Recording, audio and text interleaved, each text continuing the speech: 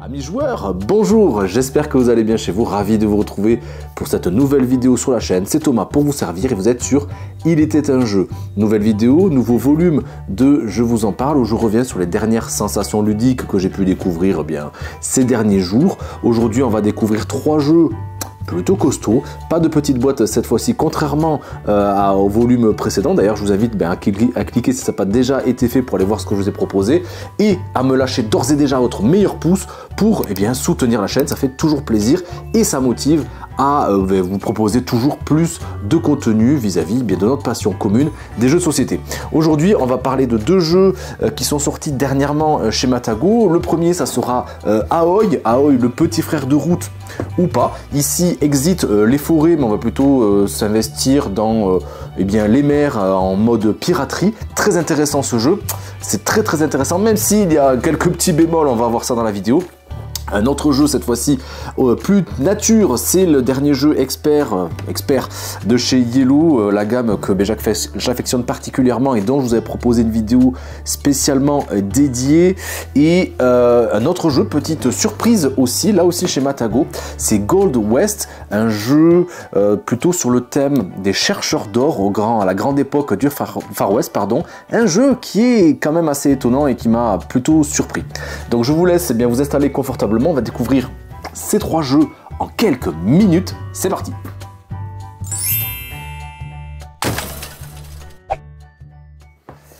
Et le premier jeu dont je souhaite peut-être vous parler, c'est Aoi de chez Matago, de Leader Games, qui est un jeu de Greg Loring Albright, développé par Nick Brackman et illustré par Kyle Ferrin. Un jeu de 2 à 4 joueurs, totalement asymétrique, 14 ans et plus. Il faut quand même avoir une certaine maîtrise du jeu de société pour pouvoir le savourer. De 45 à 75 minutes. En y a joué à 3, on frôle, oui, l'heure et demie quand même. Un jeu qui, je vous disais, nécessite quand même une certaine culture de jeu de société car c'est en full asymétrie, tout comme Root. Les illustrations, on s'y retrouve également et c'est un jeu qui demande un certain investissement. Le jeu se joue de 2 à 4 joueurs. Je pense que la configuration idéale, ça serait plutôt 3. Pourquoi? Parce que asymétrie oblige, chaque joueur aura un rôle particulier. Ici, c'est un jeu dans une thématique de piraterie qui est parfaitement respectée, où chaque joueur va jouer un rôle différent avec un gameplay totalement différent et super intéressant avec des interactions qui se combinent très bien. À 2 joueurs, vous jouerez, je ne me rappelle pas exactement des termes, ils ont une terminologie très particulière, mais en gros on va dire les requins. On joue les requins qui ont un gameplay plutôt agressif, ou les mollusques, les jaunes, qui auront un gameplay plutôt de patience et de développement. Et si vous jouez à 3 et à 4, vous impliquerez aussi 2 autres factions qui joueront exactement de la même façon, ce seront les contrebandiers, et dont le gameplay va plutôt s'articuler autour de quêtes FedEx, où on aura en gros un trésor à amener à tel endroit. Le but du jeu, bien sûr, c'est de générer le plus de points de victoire et pour cela, chaque faction va avoir donc des compétences différentes. Le jeu va s'articuler d'une seule et même façon initialement, c'est-à-dire que chaque joueur va jeter les dés qu'il a à sa disposition. Ces dés-là vont définir les actions qu'ils pourront faire. Certains plateaux, notamment les requins, ont davantage de difficultés à pouvoir générer des actions spécifiques, comme d'armer ses canons, peut-être pour aller combattre, alors que les autres factions auront plus de facilité. Mais pour contrebalancer ça, le requin aura des dés en plus. Ces dés, on pourra aussi bien sûr les moduler en dépensant quelques petites piécettes. Le but pour les requins, ça sera donc de se développer pour être majoritaire sur les différents terrains qu'on va développer de plus en plus en explorant la mer. Les mollusques, eux, devront se développer au sein des îles en y mettant des compagnons, des sortes de petits escargots. Alors que, comme je vous disais, les contrebandiers, eux, devront explorer des îles, récupérer un certain butin pour ensuite les amener vers une autre île, ce qui va aussi définir une montée en puissance, une montée en réputation d'un terrain donné. Le but pour le mollusque et les requins, donc le bleu et le jaune, ce sera d'être le majoritaire, comme une sorte de conquête de territoire sur les différents terrains pour marquer autant de points que le dé central de chacune des îles. Quand vous jouez à 1 ou 2, celui qui sera premier joueur va faire augmenter la parcelle de son choix en puissance de 1, 2, 3 et donc jusqu'à 6. Alors que si vous jouez à 3 ou à 4, eh bien la montée en richesse de chacune des parcelles, elle sera définie par justement les trésors que les contrebandiers vont amener dans telle ou telle île. Une sorte de montée en réputation comme je vous disais, et donc il va amener beaucoup plus de richesse au sein de l'île. Et c'est comme ça que le jeu va s'articuler. Le requin va pouvoir déployer des petits ailerons, on va dire comme des petites mines un petit peu partout.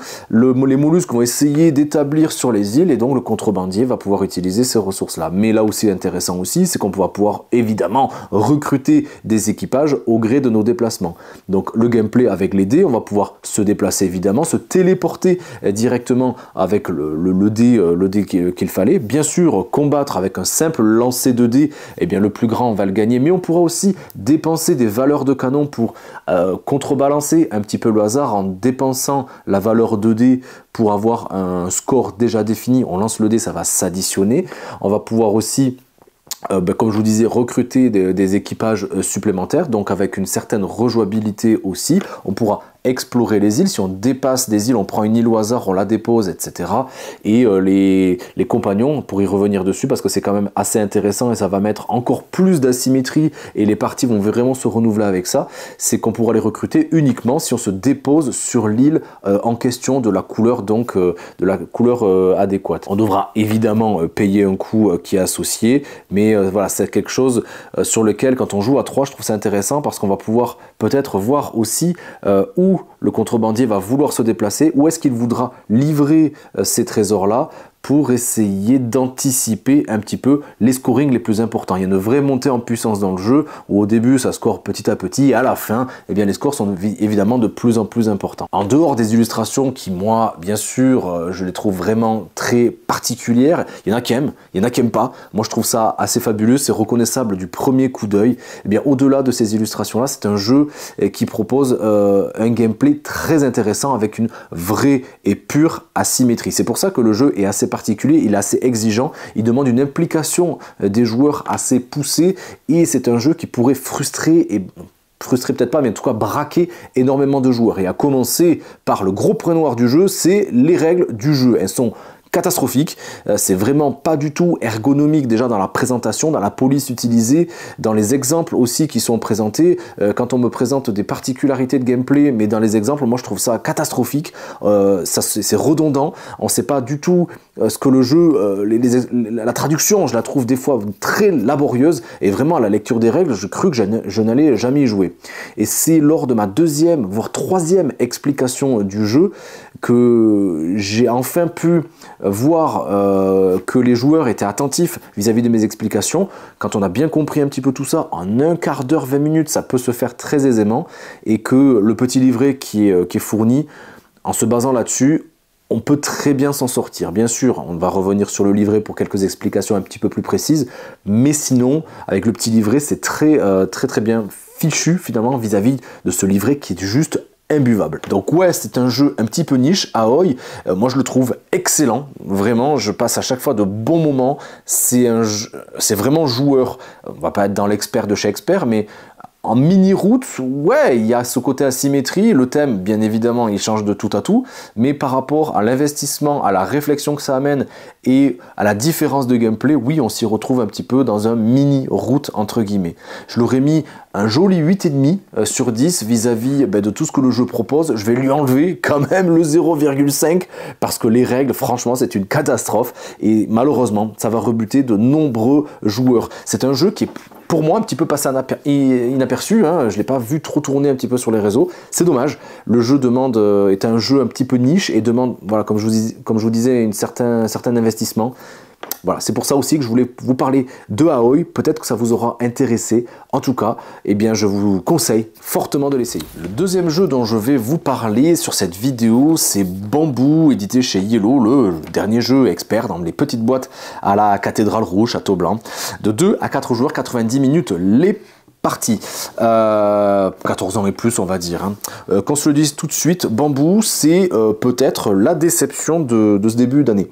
Même si je vous en ai proposé une vidéo règle, j'étais très enthousiaste de vous proposer cette vidéo règle-là, parce que les deux jeux que je viens de vous citer juste à l'instant, qui sont de la même gamme, le même format, c'était des jeux qui m'avaient vraiment enthousiasmé, des jeux où j'étais passé un peu après la vague avec les avis et aussi les ruptures de stock. J'ai dû attendre un petit peu que ça revienne en stock pour pouvoir me les procurer, et là je m'étais dit bon allez on y va, je vais proposer quelque chose et je pense que ça va être très joueur, très plaisant comme les autres jeux. Eh bien non, voilà, grosse déception, pas de spoil, je vais pas vous faire languir là-dessus, c'était une vraie déception, et les avis que j'ai pu recueillir, notamment vis-à-vis de mon dernier post sur Instagram, eh bien vous y retrouvez un petit peu dans ces avis, un peu en demi-teinte, voire vraiment en teinte négative. Pourquoi ?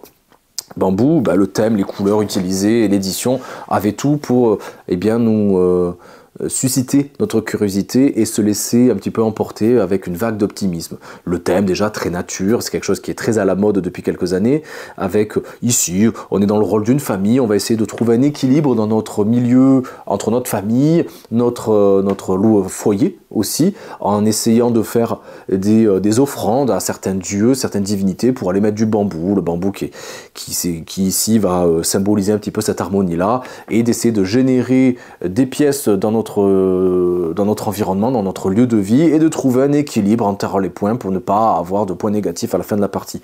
Pour toutes les règles détaillées, eh bien, je vous invite à cliquer évidemment sur le lien juste ici qui va s'afficher pendant que je vous parle.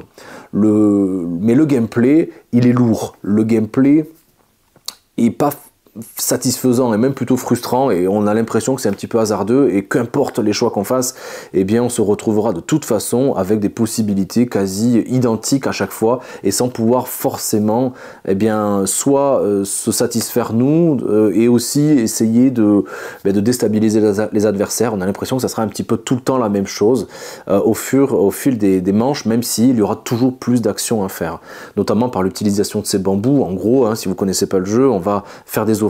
Le nombre d'offrandes qu'on va faire, ça va définir le nombre d'actions qu'on pourra faire dans une couleur donnée, et avec ces actions-là, voilà, on va pouvoir faire des choses spécifiquement avec les petits logos. Encore une fois, je vous laisse cliquer sur la vidéo si vous voulez savoir un petit peu plus. Ben, ça, c'est totalement tiré par les cheveux, c'est totalement déjà thématiquement pas très bien utilisé, je vois pas du tout le rapport, et même mécaniquement, il y a des manipulations en trop vraiment pour procurer du plaisir dans ce jeu-là. Il y a des systèmes aussi de scoring qui sont complètement bizarres. On pourra accueillir dans notre foyer une tuile qui apparaîtra, mais plus je la paye cher, plus j'ai des points, mais on ne sait pas trop pourquoi, quel est l'objectif en tout ça. On ne va pas forcément se bloquer non plus, hein. Les tuiles arriveront au fur et à mesure de la partie. C'est pas très logique tout ça. Il y a des divinités, oui, qu'on va essayer de collectionner, d'amener de la diversité. On voit qu'il y a plein de mécaniques qui se combinent entre des majorités pour les divinités, entre des actions, entre de la programmation, de l'optimisation au plus hein, de ce qu'on pourra faire. Mais tout ça, c'est un peu fouillis, c'est vraiment tiré par les cheveux, c'est pas du tout satisfaisant, et les tours de jeu ils sont d'une lenteur infernale. C'est vraiment très long. Si vous devez découvrir le jeu, je vous conseille toujours, hein, malgré les critiques positives, négatives, tout ça, eh bien de découvrir les jeux évidemment par vous-même. Je vous conseille de le découvrir à 2, à 3, à 4. Vous découvrirez pas forcément, le gameplay va pas s'étouffer, donc c'est peut-être la configuration idéale pour le découvrir, parce qu'au-delà, les tours de jeu sont vraiment interminables, et vous risquez vraiment... c'est ce qui s'est passé quand j'ai joué à 4 notamment, les gens avaient envie de stopper la partie. Donc c'est pas non plus pour ça que je l'ai pas aimé, je leur ai dit attention, vous risquez d'être déçus, voilà. Et finalement c'est vraiment le ressenti général, que ce soit 2, 3 ou 4 joueurs. Malgré voilà une thématique qui était plutôt intéressante, un prix évidemment attractif, et une gamme qui a porté ses fruits jusqu'ici, eh bien Bamboo, ça reste quand même la grande même déception, mais encore une fois les déceptions elles sont d'autant plus grandes que l'espoir, entre guillemets, qu'on pouvait y porter dessus. Si ça avait été un éditeur tiers, peut-être que on aurait été un peu plus indulgent. Voilà, Yellow, ça reste un des grands acteurs de l'édition du jeu en France, du jeu de société en France, et donc bien sûr dans cette gamme-là, avec des titres peut-être aussi important, majeur de ces dernières années dans le thème de jeux de société, en termes d'accessibilité, de plaisir de jeu, d'amener des joueurs vers quelque chose de plus joueur, expert entre guillemets, hein, c'est une vraie porte d'entrée. Encore une fois, Cathédrale Rouge et le Château Blanc, pour moi ce sont des merveilles en termes d'édition, mais de plaisir de jeu aussi, avec un vrai plaisir à y retourner à chaque fois. Ici, c'est un peu plus plat, un peu redondant, et on ne voit pas trop de satisfaction et beaucoup donc de lenteur.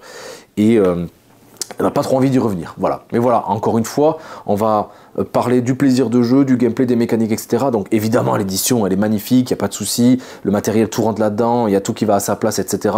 C'est pour ça que je vais mettre une note vraiment moyenne. Je vais donner la note de 5 sur 10, vraiment, entre ses qualités, évidemment, plutôt d'édition, et ses défauts en termes de plaisir de jeu. On va contrebalancer ça. C'est pas un mauvais jeu, mais c'est vrai qu'on s'attendait forcément à mieux. Et le dernier jeu dont on va parler, c'est la grande surprise avec Aoi, hein. Finalement, Matago nous ont sorti des jeux un peu qui passent un peu inaperçus tellement ils sortent de jeux. Mais là, waouh, Aoi m'a énormément surpris, même si je m'attendais quand même à du bon jeu, mais peut-être un peu plus difficile. Finalement, c'était plutôt voilà, joueur.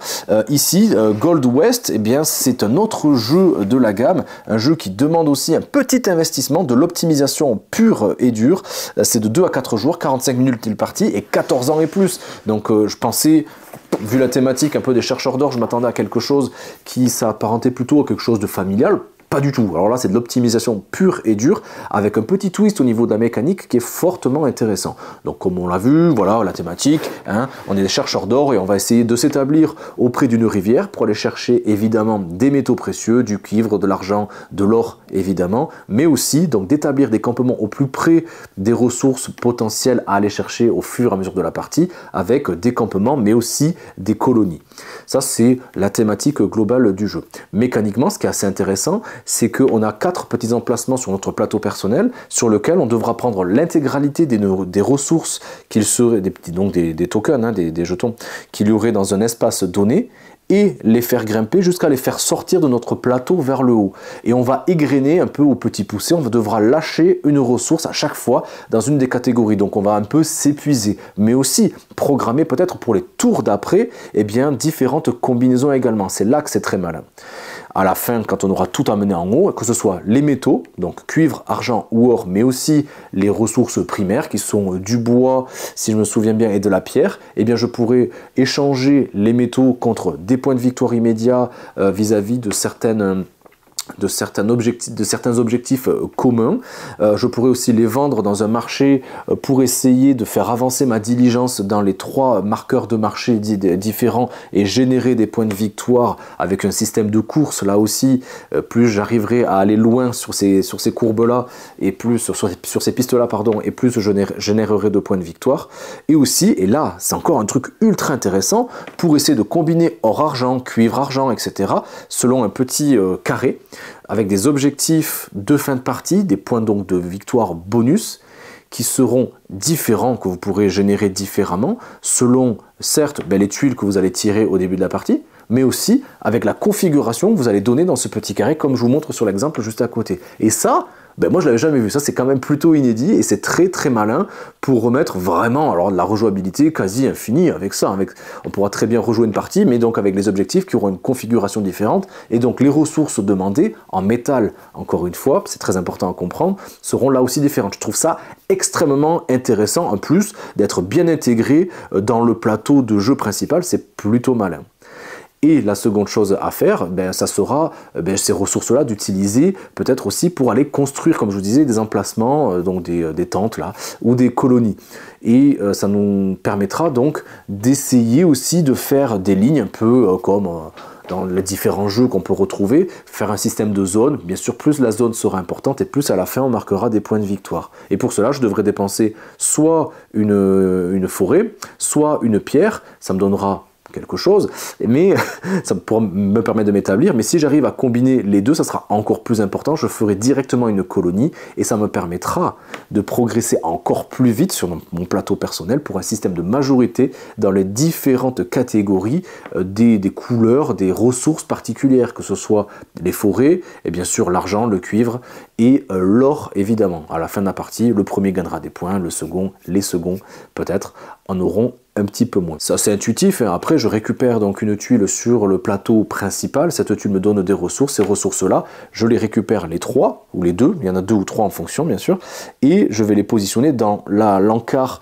comme on l'a vu au tout début de cette explication-là, de mon choix. Plus je les mettrai tout en bas, plus ça me donnera des points de victoire, mais plus aussi ça sera difficile à mobiliser. Et donc c'est là que le système de programmation et d'optimisation est quand même assez fou. Franchement, on se fait des nœuds au cerveau et honnêtement, je pensais pas. Et on va essayer à chaque tour d'essayer d'avoir quelques ressources, de checker un petit peu aussi ce que font les adversaires pour peut-être leur piquer des avantages, que ce soit pour les scorings de fin de partie, mais aussi les cartes à objectifs communs, d'essayer de progresser avec notre diligence évidemment, mais aussi de pouvoir établir, eh bien, si possible, à chaque tour, eh bien, les tentes ou les colonies, comme on l'a vu, les campements ou les colonies, pour ne pas perdre des points de victoire, certes immédiats, mais aussi en fin de partie, car celui qui n'aura pas pu se développer, qui n'aura pas pu avoir donc ces tokens-là de ressources primaires, je reviens dessus encore une fois, le bois et la pierre, eh bien il perdra, il devra mettre sa tente non pas sur le plateau principal, mais sur une zone en wanted, je crois que ça s'appelle, voilà, sur une zone un petit peu à l'écart, et qui donnera, là aussi avec un système de majorité négative, celui qui en a le plus va perdre beaucoup de points de victoire, et ceux qui sont secondairement négatifs, eh bien en perdront un petit peu moins. C'est un jeu qui est assez complet en termes de gameplay, je trouve ça extrêmement intéressant. Plus on y va et à la moitié de la partie, on commence vraiment à comprendre un petit peu les jeux, mais aussi les enjeux d'optimisation pure et dure que le jeu propose. C'est assez satisfaisant quand même dans le gameplay, et il y a ce côté, on essaie voilà, de faire au mieux avec ce qu'on a. On va pester aussi quand les adversaires vont récupérer les tuiles que l'on voudrait, car évidemment quand on va récupérer une tuile, eh bien, de plus en plus on va voir les tuiles qui sont adjacentes. Au début on n'a pas du tout notion, juste des couleurs, hein, mais on n'a pas notion de la ressource qu'il y a à l'intérieur. Tout est de programmation, tout est optimisation, encore une fois. Le seul bémol finalement, c'est qu'il n'y ait pas eu plus de promo autour de ce jeu, voilà. Je l'ai vu passer 1 ou 2 fois, voilà. Et 2, c'est le prix, je comprends. On me l'a dit sur les réseaux, je comprends pas pourquoi on n'en ait pas parlé. Ouais, le prix est quand même un peu abusé vis-à-vis de ce qu'il y a à l'intérieur. Ouais, j'aurais mis peut-être une quarantaine d'euros. Je l'ai vu passer, je crois, à 65 dans certaines boutiques. Je fais, oh là là, 65 euros, malheureusement, ça les vaut pas. Mais franchement, c'est un jeu surprise, ouais, c'est un jeu surprise de ces dernières semaines. On reconnaît la patte graphique de Vincent Dutrait, même si à l'intérieur, à part la couve, hein, mais sinon dans le jeu il n'y a pas vraiment d'illustration qui saute aux yeux. On ne le prend pas du tout pour ces illustrations-là, on le prend vraiment pour ces mécaniques-là que je viens de vous expliquer en quelques mots. Donc moi je peux que vous conseiller de le tester, peut-être de le louer, de vous le procurer évidemment, hein, si vous avez le budget, mais voilà, c'est un jeu atypique et que j'ai pris énormément de plaisir à jouer, et ça franchement Aoi aussi, hein, mais ça j'y rejouerai avec grand plaisir, et c'est pour ces raisons là que moi honnêtement je lui mets un joli allez, on va lui mettre un joli 8, peut-être un 7,5, allez, on va mettre un 7,5 sur 10, on va enlever le demi-point pour le prix qui me paraît complètement démesuré vis-à-vis de ce que le jeu propose, mais sinon voilà, ça reste voilà, si on le met sur 20, c'est un joli 15 quand même, c'est quand même une très jolie note. Et bien voilà les amis, j'espère que ce nouveau volume de Je vous en parle vous aura plu. J'étais vraiment ravi de vous proposer ça, c'est toujours avec grand plaisir. N'hésitez pas à me faire savoir si ça n'a pas déjà été fait. Lâchez-moi votre meilleur pouce, on s'abonne, on active la cloche aussi pour être au courant des prochaines vidéos. Je vous laisse avec le catalogue de vidéos, je me suis fait mal, qui s'affiche à mes côtés pour aller voir ce que je vous ai proposé dernièrement sur la chaîne. Je compte sur vous, je vous dis à très vite sur Il était un jeu, et vive notre passion du jeu de société. À très vite les amis. Ciao.